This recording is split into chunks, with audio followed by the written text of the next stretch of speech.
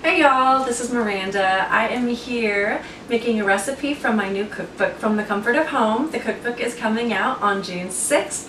The first recipe that I will be making is going to be chicken parmigiana. It is an entree in the book.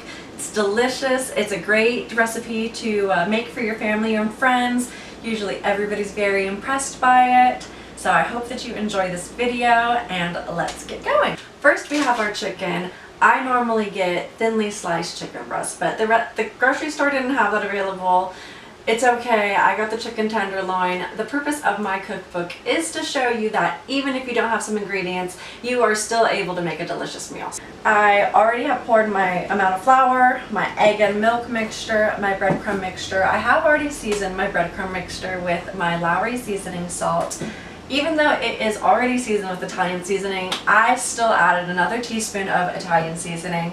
With my egg mixture, I did salt and pepper, and then with the flour, I am going to leave that unseasoned, but I will be seasoning my chicken before I throw it in the flour. Then it's going to go in the egg mixture, and then it's going to go in the breadcrumb mixture. So by the end, it will have plenty of seasoning on it. We have our chicken tenderloin, but we are going to be rolling it out into thinner pieces for our chicken parmesan. I say my chicken is done being flattened. A little pepper. Let's move that out of the way. What we're going to do next is we are going to use our chicken to bread it. We're going to dip it in flour first, both sides, egg wash, both sides, breadcrumbs, both sides.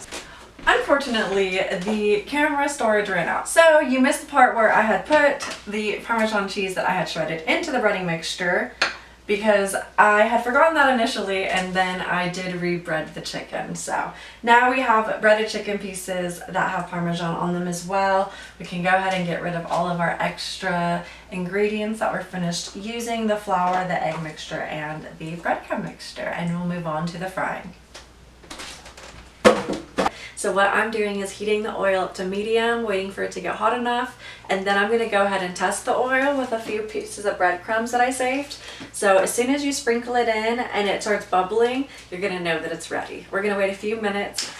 Okay, we are about 2 minutes away from this chicken being finished frying. Here are the first two pieces. Look how delicious and crispy they are.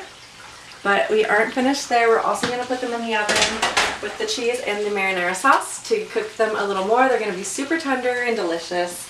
We will wait for these to be finished and then carry on. We're going to go ahead and blot off the extra grease. You don't need to grease it again because the grease from the chicken will make sure it doesn't stick to it. Next we have our marinara sauce. You can use any type of spaghetti sauce. I go for just classic marinara. We'll take a spoon, and you can put them a little closer together just so the sauce doesn't spill in the pan. Mix it a little bit, and everywhere you put the marinara sauce is going to end up being a little less crispy because it's wet. So just keep that in mind.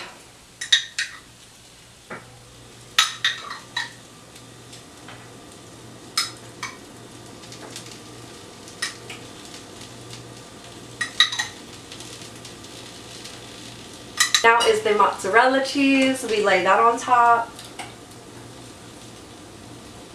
And throw it into the oven at 400 for about 20 minutes. And while that is going, then we're going to start on our pasta noodles.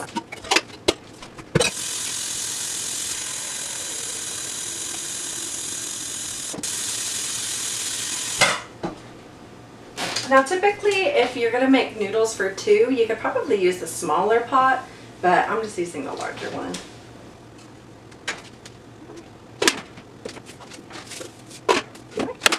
We will wait for that to boil, and we'll see you there. Our food is finished. Look at this chicken. Ooh! All right. We are gonna plate our noodles.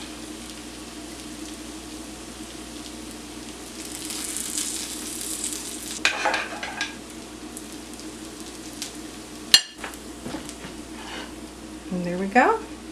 Let's cut it open. So tender.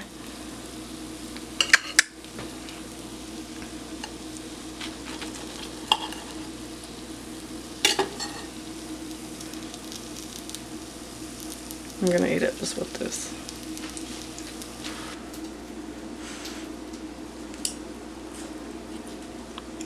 Mmm. 2 thumbs up. Buy the cookbook.